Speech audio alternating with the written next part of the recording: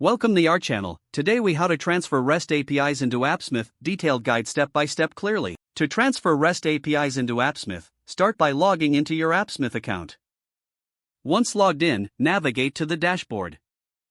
Click on the Create New Application button. Give your application a name and click Create. Your new application will open up in the editor.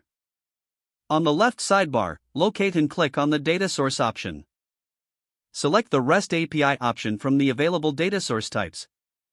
A new panel will appear prompting you to enter API details. Fill in the required fields, such as the API name and the endpoint URL.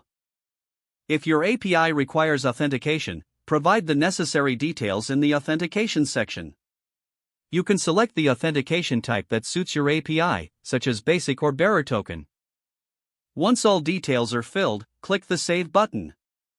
Now your REST API is successfully connected to Appsmith. To test the connection, click on the Test button in the Data Source panel. If the test is successful, you will see a confirmation message. Next, close the testing panel to return to the editor.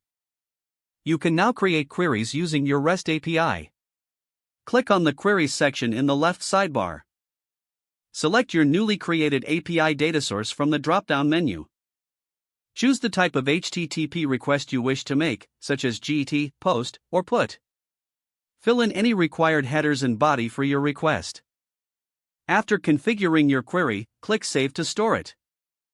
You can test your query by clicking the Run button. Once the query executes successfully, you'll see the response data. To utilize the fetched data, drag and drop widgets from the left sidebar onto the canvas. For example, you may use a table widget to display the data. Connect your query to the widget by selecting it in the widget properties. You can customize the appearance and functionality of the widget based on your needs.